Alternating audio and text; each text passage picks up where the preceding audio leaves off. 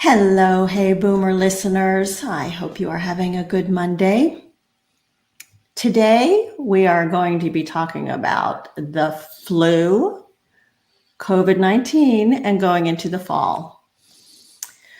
So since January, COVID-19 started as a disease in an isolated region of China, and it then evolved into this global pandemic that has caused countries to come to a standstill. It has created nightmares in hospital systems, and it has caused the global economy to go into a recession. Cases continue to spike and go down, and in Europe and the Middle East, they are now seeing some spikes that have caused some countries to close down again. When the universities opened, there were spikes in some of the student population. The University of Alabama and the University of South Carolina each reported up to 2,000 positive tests of students when schools opened. If you remember when all of this started, at first we thought, well, maybe it spread through contact surfaces. And so we would bring home our groceries and sanitize everything before we put it away. And then we would sanitize the countertops after that. And then we were told, well, transmission is less likely by surface contact. It's more likely through aerosol transmission, person to person. And so the guidance became wear your mask, socially distance, 6 feet apart. Outdoors was supposed to be safer than indoor visiting. And lots of changing guidance from the CDC. So a lot of confusion, a lot of questions. What's the right thing to do today and going forward into the fall? So lots of questions for our guest today, Dr. Marcus Blackstone from Bon Secours. And I feel confident that he's going to be able to answer a lot of our questions with very practical, pragmatic recommendations. But before we go there, I wanted to, first of all, talk to you a little bit about the Hey Boomer community. All of you that are here today are part of the Hey Boomer community. And I love seeing you and seeing that you're saying hello. So hi, I can't say hi to each of you individually. I've been working really hard to get interesting, inspiring, and informative guests. And it's my privilege to start off the conversation with them. But as a community, everybody is involved in the conversation. And so I want you to post your questions in the chat, and I will share those questions with Dr. Blackstone. Anything that we are not able to get to today, I will compile your questions and share them with him. And then once I get his answers back, I will share them back out with the community. So please ask your questions because we all have lots of confusion about what's the right thing to do. I also wanted to remind you that starting October 8th, I'm kicking off our 3-week community gathering around exploring happiness. This is going to be a time for the community to come together and share ideas, share support, help us all feel connected and feel a better sense of grounding and a better sense of well-being in spite of all of the things that are happening around us. I have 3 specific topics that I want to cover, and I will be sharing those out with you once you register. So if you want more information about that, please go ahead and send me an email. You can email me at heyboomer0413@gmail.com. Okay, so let me tell you a little bit about Dr. Blackstone, and I'm going to bring him on. Hello, Dr. Blackstone. Hello, happy Monday. Thank you. Happy Monday to you. So Dr. Blackstone is the Chief Clinical Officer at Bon Secours St. Francis Health System. He's going to help clear up some of the questions that we have today. He has been with the Bon Secours Medical Group since 2014 serving initially as the senior group lead physician for primary care, and then advancing to the role of physician lead for clinical quality, managed care contracts, and care model innovation. In this position, he combined his clinical expertise, strategic vision, entrepreneurial skills, and relationship building to address complex issues across multiple disciplines and service lines. He assumed the position of Chief Clinical Officer in April 2019, and he oversees the clinical functions for the hospitals and the Bon Secours Medical Group. So Dr. Blackstone, again, thank you for being with us. I kind of set the stage for where we've come from to where we are today. Is there anything that you want to add before we get started with some of the questions that we all have? Sure.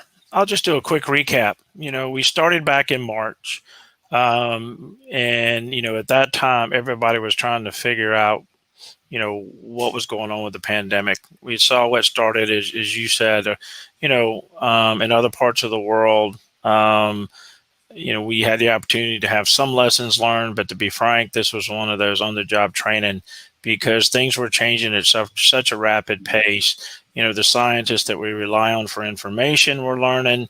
Clinically, we were learning. And the big thing was to figure out how to take care of patients, but at the same time, keep them separated from non-COVID patients, but also protect our frontline employees. So it's been quite the ride. We're definitely not done.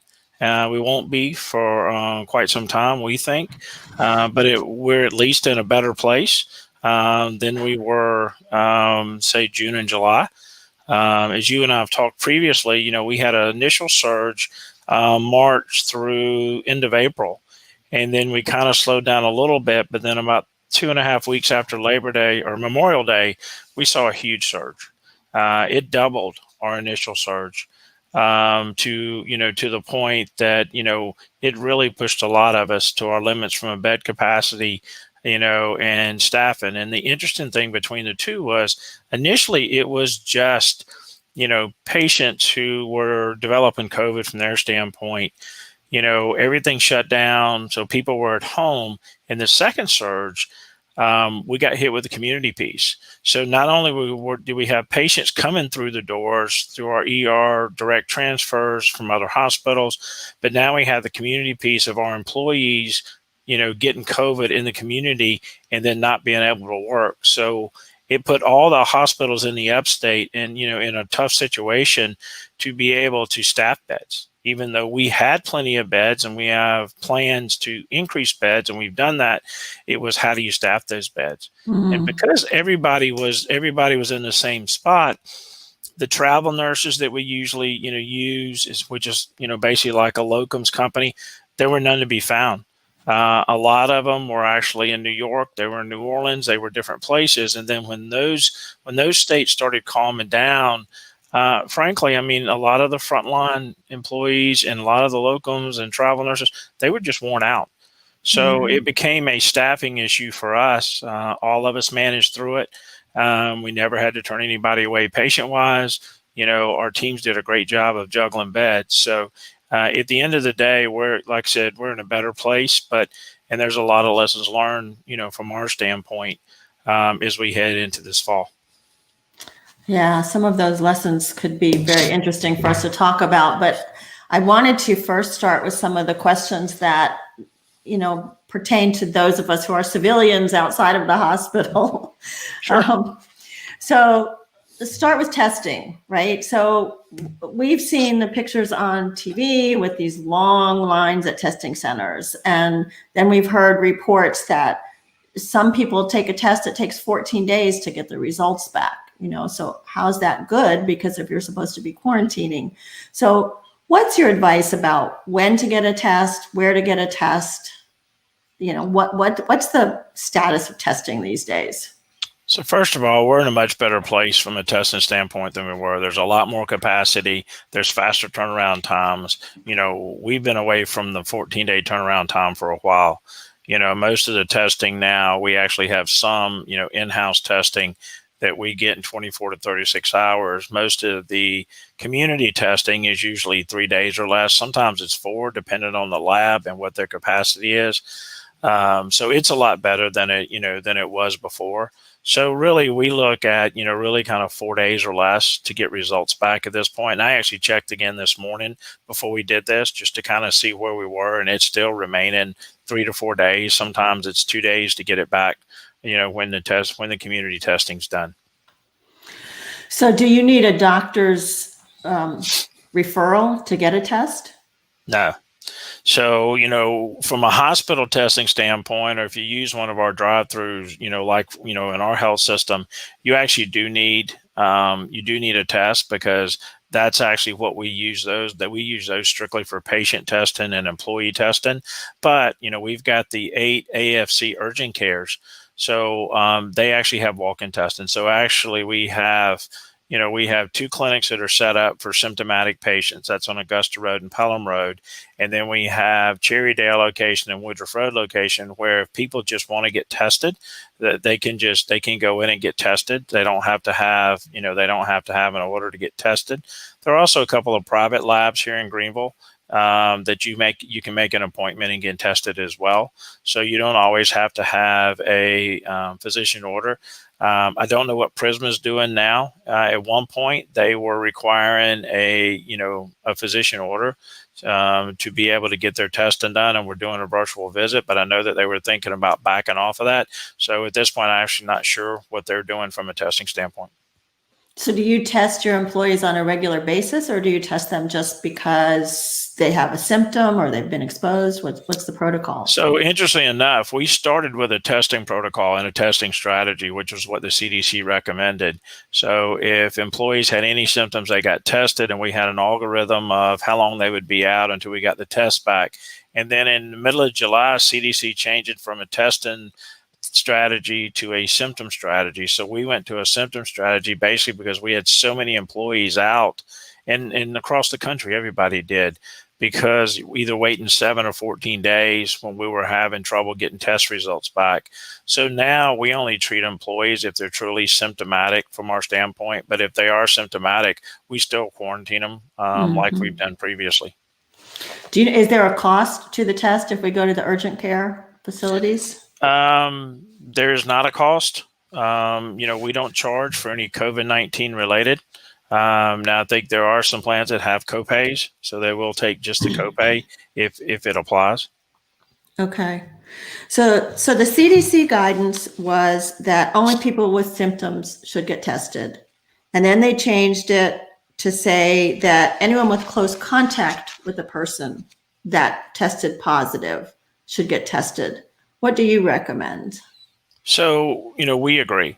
So if you have close contact with somebody who turns positive or tests positive, and you've been around that person within 6 feet for more than 15 minutes at a time, especially if you haven't had mask on the whole time, then we recommend people get tested, because, it's that asymptomatic person that doesn't feel bad, never has any symptoms, that we know will have a tendency to get around other people because they just feel fine. And so in that scenario, we do recommend testing. Okay. So you brought up masks, and there's been lots of discussion and controversy around masks. I know the masks that y'all wear in the hospital protect you as well as your patients that you're in contact with. The masks that we wear out in public, do they protect us? Sure they do. So, a lot of people know I've been a masking advocate from the beginning, even when people thought I was nuts for saying everybody needs to wear a mask. But, historically, think about it. In medicine, we wear a mask in an OR and have forever, because we know that, the spread of germs through aerosol droplets has always been there. So, that's part of, keeping a sterile field and keeping our germs out of the field, and wearing a mask is part of it. So, in the hospital, there's 3 different types of masks. There's what's called a N95 mask, which really is it's almost like a ventilator type mask. It has a significant filter in it that really truly filters the air back and forth. That's the one we use on the front lines in the hospital. That's the one we use for procedures. The rest of the areas of the hospital, we use a regular procedural mask or surgical mask, which is a soft, sometimes they tie back. Now they have the ear loops because we know that's adequate. You're really just trying to stop the spread of droplets, whether it's from sneezing, whether it's from coughing, or somebody talking a lot or singing or something like that. People don't realize that to do that, you have to move significant volume of air in and out. So the mask actually helps protect, it protects us from, infecting other people, but at the same time, you do get the protection of the masks from if somebody is around you and they do that, the mask keeps the droplets off of you as well. Okay. And so that's the idea behind the mask, and whether it's the surgical mask, N95, or a cloth mask. Now, what people realize, a cloth mask, those probably actually need to be washed more often than probably people do, but they do work. And, if you look at the science behind it, it leads us kind of into another area of the 6 feet that's picked for social distancing. There's actually science behind that. It's not just a made up number. When you look at the slow motion videos of somebody coughing or sneezing, it doesn't go 6 feet. It may go 4 feet for most people, but that's the idea behind the 6 feet, is to keep you out of basically the spray area, for lack of a better word.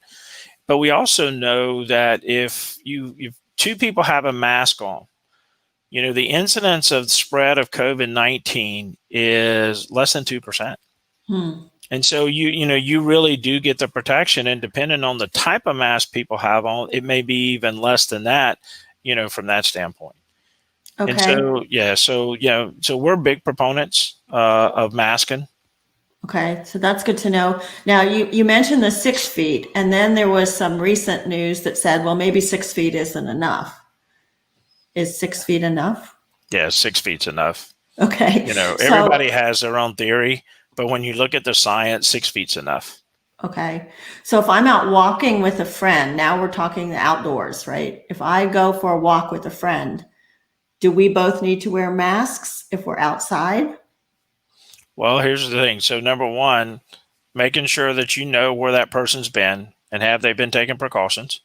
And number two, if you stay, 6 feet apart and you're outside, you can get away without wearing a mask at that point. But outside, you got to be careful, because outside in that situation, or you're walking and you pass somebody, is a little different than being outside in a crowd. Mm-hmm. So we know in the data that we look at that if you're in a crowd of 25 or more people in South Carolina, at our highest rate, there's a 99% chance one person had COVID-19. In 25 people. In 25 people. So Wow. That's why we've always pushed, from our standpoint, groups of 10 or less, and to know the groups you're in. Yeah. If you're, especially if people are in a group and they don't know everybody in the group, and this is where you get into social settings, where people tend to congregate. That's where we saw a lot of spread when we did the contact tracing, was back to these groups when people didn't have a mask on. Mm-hmm. And so that's why you'll hear us talk about groups of 10 or less. All right. Yeah, that's pretty remarkable, 25 people. There have been a few questions that have come in about the flu season. Questions like, do you expect this to be a significant flu season? Do you think with the more mask wearing that the flu season will be less impactful this season? So we're hoping. So far, we've seen, I think 1 or 2 documented flu cases. But if you look at the Southern Hemisphere that's ahead of us, their season has been kind of less than half of what it normally is. So, if you think about all the things that, people have been doing since March, logic would say that it would also decrease flu, because it's also, can be droplet and contact. It's the same thing. So we're hoping just, by doing, the simple masking, distancing, hand washing, we're hoping that, that our flu season will be much less, than it has been in previous years. Well, that's encouraging. When should we get our flu shots? So actually, they became available in September. We've always gone kind of with the mantra of October. That gives you a 6 month protection from October through the end of the March, which is into March, which is usually our flu season. Okay, good. Can you just kind of remind the listeners of what some of the symptoms are to look out for COVID-19?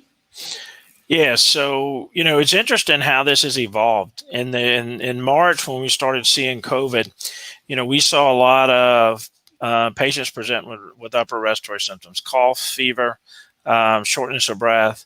As we've evolved, we still see some of that, but we also see those patients that have nausea, vomiting, diarrhea. We went through kind of a GI round, and one of the biggest things that we've seen over the last couple of months is fatigue, muscle cramps, muscle aches. I mean, and just really not feeling good from that standpoint.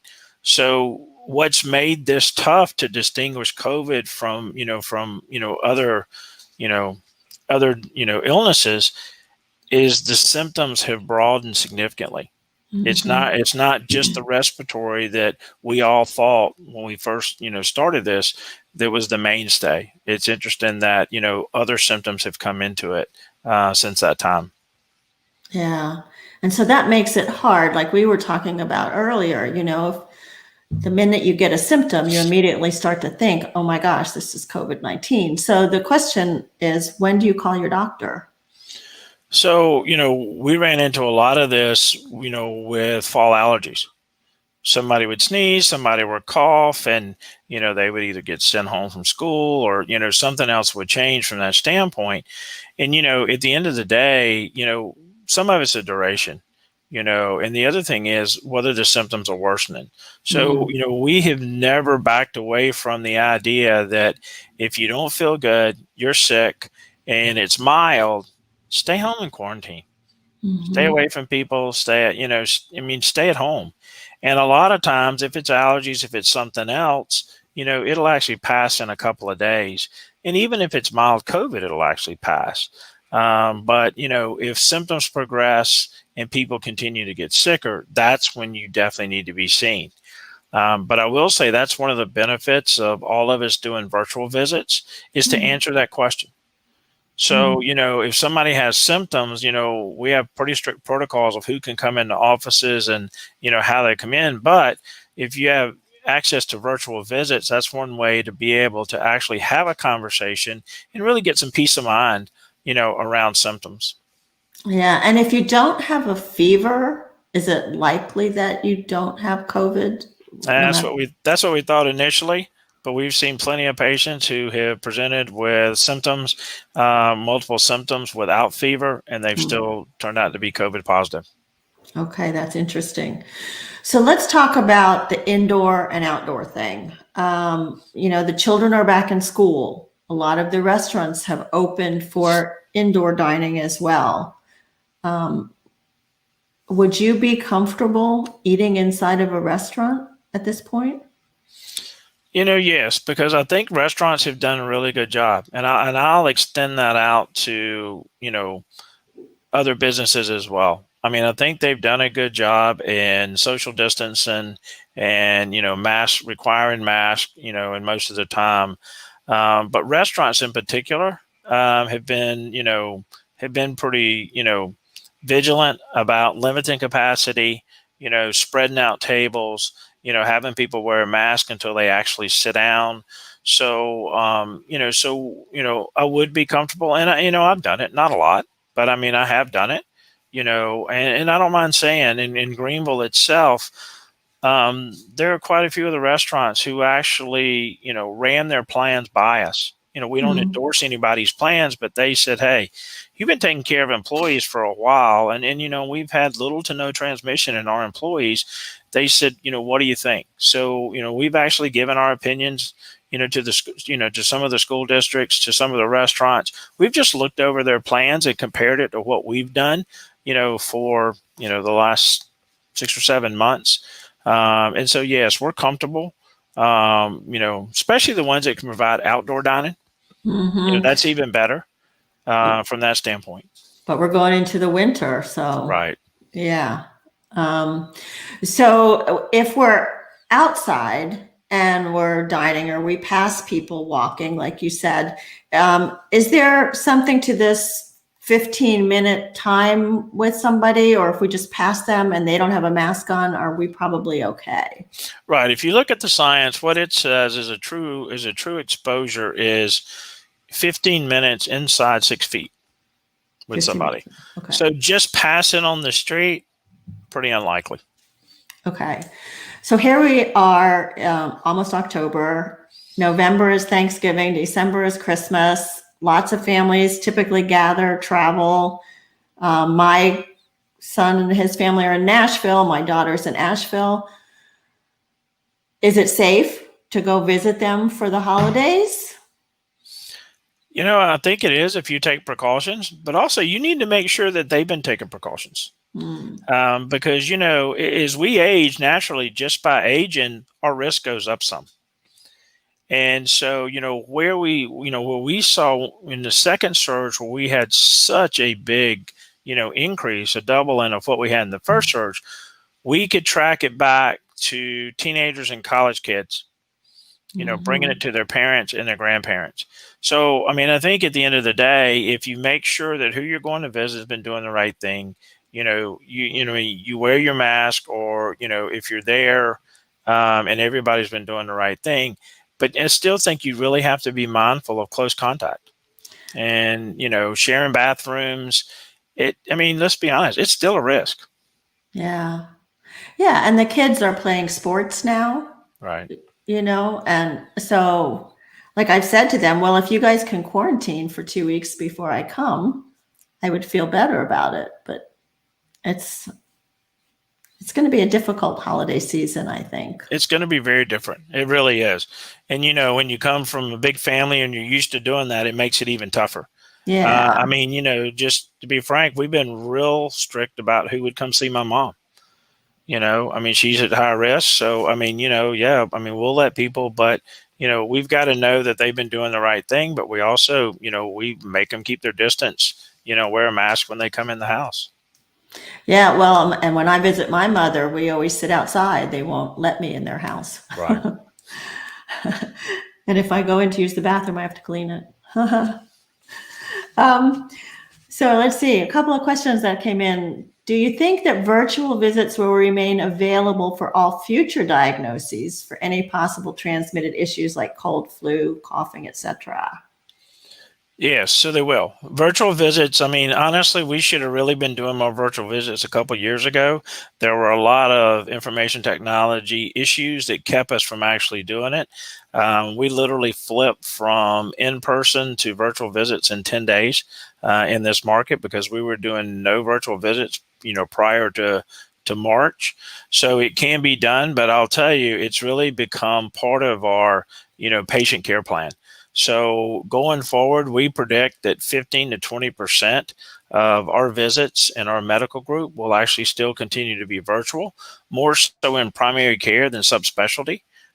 Just because in subspecialty care, there's just so many times that an examination is required or, something else is required. But I think all of us, and talking to my counterpart, even at Prisma, that's part of our long-term plan is to keep virtual visits as part of our care continuum.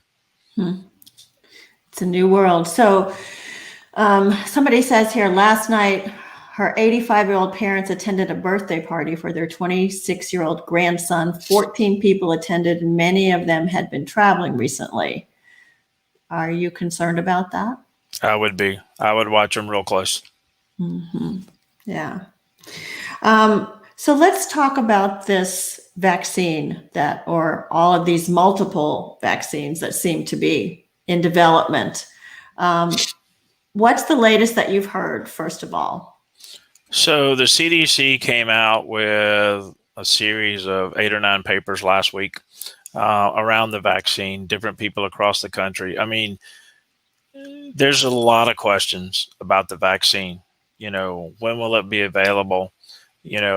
How much will be available? How are you going to actually allocate the vaccine? So those are just some of the logistical questions that are there if a vaccine, as soon as a vaccine becomes available. A lot of people are worried about the speed to market of the vaccine compared to what it usually takes. And, you know, having spent part of my time in the private world, with a company that was going through, a drug approval, what they actually did, instead of running the FDA processes end to end like they usually do, they layered them on top of each other. So they were able to do a lot of the FDA processes at the same time. And I think, they also had encouragement, honestly, to speed it up because of the pandemic. I mean, you're in a situation that, you need it. The big thing and this is any new drug. So you don't really know how effective a drug's going to be until it actually hits the market. Mm-hmm. So even your phase 3 trials, which most of the vaccines are, are in, at this point and are completed, that's still a limited population. Even though it may be in multiple centers across the United States, it's still a limited population. It's not until you get something into the general population that you start seeing either how effective it is or the side effects from it. So, for us, it's kind of a wait and watch. I'll just tell you, I mean, ever since my whole career, I have been hesitant to put patients on a brand new drug the first 6 months it was out, because we've had so many drugs come to market and then, they find something that they didn't expect or really didn't see in clinical trials and pulled them back off the market. So personally, as a physician, and my patients will tell you this, I mean, I usually wait 6 months. And so, I think with a vaccine, I think at the end of the day, hopefully it is going to make a difference, science, would tell you that, it should get this under control and everybody goes back to polio, people go back to measles, from that standpoint, and you hope that's exactly what happens. But I think there's just a lot of questions out there that are still unanswered, from that standpoint.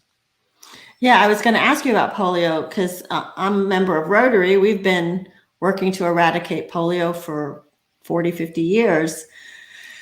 And it's still in a couple of countries, but with the polio vaccine, it's like a one-time vaccine, right? Whereas like the flu vaccine, you get new vaccine every year. Which do you think COVID is going to be more like? Well, I mean, I think COVID is probably going to be more like a flu vaccine because it is in the coronavirus family. There are multiple coronaviruses. The flu vaccine, that's what some people don't understand. It's made new every year. And it's actually an educated guess as to what strains that we're going to see in that particular season. So the flu, they start making the flu vaccines, and we actually pre-order our flu vaccines in the spring. So as soon as we get to the end of flu season, we're already ordering vaccines for the next flu season. And so, it's going to be interesting to see, what happens with COVID, but I think, it may very well be the same thing. I think that is, hopefully when we get into the early part of next year and they've really had time to go back and look at a lot of the data, not just from the US, but from all over the world, because now they're really looking at the different strains of the coronaviruses to see, what's out there. I think once they complete that, that will really help answer the question about the vaccine. Yeah. Lots of questions coming up about traveling. And I agree with what Steve is saying here, that thank goodness for Hangouts and Zoom so we can see our family, but we miss hugs. So traveling, if I'm traveling by car, are there certain things I need to think about if it's like a long trip or an overnight? Or if I'm traveling by plane, are there certain things I should be thinking about? Well, I think, let's start with planes. So, you can only social distance so far in a closed environment like a plane is. I mean, I think with planes, the biggest thing is, hand sanitizers and mask, and just, just really keeping distance when you can. We've had quite a few people, travel by plane. And the feedback they get is that they are trying to do the right thing to, protect people. But once again, the hand sanitizer and the mask is really your best protection, when flying. And then by car's a little easier just because you can pick and choose where you go. You can pick and choose where you stay. But once again, I would make sure that, if I stayed in a hotel that, the services that you touch, You know what? People may think it's crazy, but it takes just a few minutes to actually clean those surfaces if you take something with you. If you're really going to be truly, do what you can to protect yourself, that's really what you need to do, from that standpoint. Yeah, so bring your hand sanitizers. I know some planes they're not even leaving the middle seat empty. So if you need to get some water or something, you're taking your mask off. So Right. yeah, it's definitely a challenge. So let's see what else. So other questions that we've had, people are really finding this very useful. Here's a question. If you receive a standard or even a high dose flu vaccine, will it help prevent you getting COVID-19, even if there is a no or slow COVID-19 vaccine available? No, they're actually very different. They're different, but they're different viruses, and so it wouldn't. But people don't talk about this as much. You and I talked about it a little bit earlier. As we head into flu season, one of the things that we worry about is if somebody does get the flu, it challenges their immune system, and so it could make them more susceptible to COVID, because none of us know how good our immune system is until it's challenged. And I think that, that's part of the unknown factor. And in the second round of this, what we saw was a lot younger patients getting sicker than the first round. Yeah. And, it was really interesting. Our average age in the first surge was probably 74. And so, we did not see many young people at all. Matter of fact, very few. In the first surge, March and April, but in the second, we started getting patients in their 30s and their 40s who didn't do well. Some of them didn't make it. And so, it's interesting. And to be able to look back and figure out why. I mean, we can't do that now because we're still in the middle of it. But I think for those of us on the clinical side, it's going to be really important to understand the difference in the aggressiveness of COVID-19 in the first round versus the second round, because it's definitely been a lot more aggressive and people have been significantly sicker in this second round. So it's mutating potentially. When they're in the preliminary, when they look at it now, they are saying now that it's a different strain. And so that's naturally what you would think, but we'll kind of let the scientists do what they do and help us figure it out to see if that's our theory. So, we hope that they're going to be able to look through that and kind of give us feedback as to, does that actually pan out? So do you think masks are going to become just part of our everyday life going forward for into 2021 and beyond? I think it'll be that way for a little while. I'll tell you, we're planning until the end of March right now. We don't plan on lifting anything we're doing until the end of March, which is essentially through flu season. And I think we look at this on a regular basis. I mean, one of the advantages to being part of a big health system is we have teams that this is what they do now. This is their job. They look at the different aspects of COVID. They look at masking, they look at visitation, they help us look at everything together. So we can, in the local markets, we can actually focus on taking care of patients while they help decipher CDC information, like DHEC information, which, we have equivalent of DHEC in every state. So they help us do that. So that's the nice part. But right now we plan on being this way until the end of March. Okay. So you talked about some of the protocols and things that you've learned and how things have changed since this all started in March. What are some of besides the virtual health, what are some of the things that are different in the hospital now? So we still don't have open visitation. So we still have, one visitor per patient per day, except at end of life. At end of life, we make exceptions. I think you should always make exceptions at end of life or, somebody who's seriously ill from that standpoint. So that's different. We still have isolated units in our hospitals. So we have areas that, where COVID positive patients go versus patients who are under investigation for COVID. In other words, we're waiting on a test result to come back. So we have separated areas. We've got separate ICUs for COVID patients versus non-COVID patients. So all those things are in place. We still have our surge plans in place. So what that means is if, we've already gone into our stage 2 plan around ICU beds. So, I mean, we literally have stage 1, 2, and 3 plans that where we would stage 3, which we're not in and luckily haven't gone to, is where we use every available bed. We use every available ventilator, from that standpoint. None of that's changed. So we didn't back anything off from that standpoint. We continue to have, procedures in place in our offices around screening for symptoms and how people come in, not congregating people in our waiting rooms. Basically, you come in, you go to your exam room, you get seen, you get done, you go straight back out the door. So we have all those things in place that were put in place in the early part of this and refined, over the summer. So yeah, they're still in place for us. And you talked about staffing being a problem when it surged. How do you address that going forward? Well, I mean, it's interesting because, you basically tap out travel nurses, you tap out locums to help some of your physicians. It's really, I mean, I'll tell you, our nursing teams and my counterpart as a chief nursing officer here, her and her teams have just done an incredible job in just literally, in bed management. And so, 3 to 4 times a day, we would get bed updates and then we would provide support wherever we needed to from that standpoint.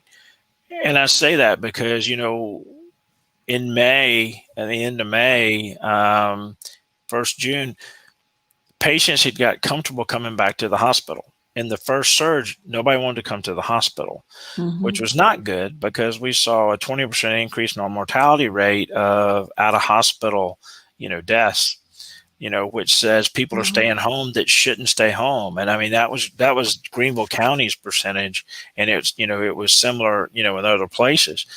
But as people got comfortable and realized that, we were keeping the two populations separate, even if we thought somebody might have COVID, they were kept separate from the heart attacks, the strokes and all that. But about the same time we did that, and then, we had put off well over 1,000 surgeries in the first surge, or canceled, surgeries. So we brought those online. Well, you had the perfect storm. So as our surgeries ramped back up, patients started getting much more comfortable. That's when we had the big second surge. But I can tell you, we canceled some surgeries early on in June. I canceled probably 10 surgeries the 2 weeks after July 4th, but we have not had to cancel any surgeries other than that. Now, for us, it's a little different because we test our elective surgery patients. So urgent surgeries, emergent surgeries, or procedures, those went through all along. We've never changed what we do, with people who needed care right then. What we have been able to do in the meantime is get rapid tested. So in the hospital, we have ability to do rapid testing, which is about a 15-minute turnaround. But that's what we'll use for, critical patients or surgical patients that, there's a concern that need to be tested. But, our elective surgery patients are tested prior to surgery. And then, basically we ask them to quarantine at home for a couple of days before. And so if they're negative, we move forward with their surgery. We've had little to no issues there. We've had, we haven't had many, we've had some that were actually positive. What we do at that point is we cancel their surgery. We put them off for 4 weeks, come back, retest them. If they test negative, then they'll go ahead and be scheduled. So, the same things that we've been doing, we'll continue to do from that standpoint. Okay. So you've been a great guest, really incredibly helpful. So thank you for all of that. I put the Bon Secours website up on the screen. So if people have ongoing questions or want more information about COVID-19 as of a particular day, your website is constantly updated with that information. Sure. Right. So that's where I would point you all to go. I also wanted a couple of things before we wrap up. Last week, our guest, Kathy McAfee, offered a gift. We had a little contest for people, and we have a winner for that contest. Her name is Laura O'Connell, and Laura is going to win an autographed book from Kathy and 2 free sessions, one with Kathy and one with me. So congratulations, Laura, and thank you to everybody who entered that contest. My guest next week is John Tarnoff, and he is out in California. He's a career transition coach, speaker, and author who started his career actually in the movie industry.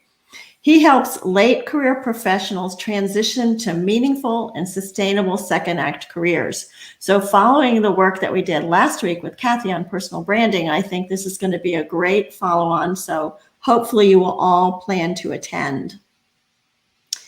I always like to end with a quote from C.S. Lewis. He said, you are never too old to set another goal or dream a new dream.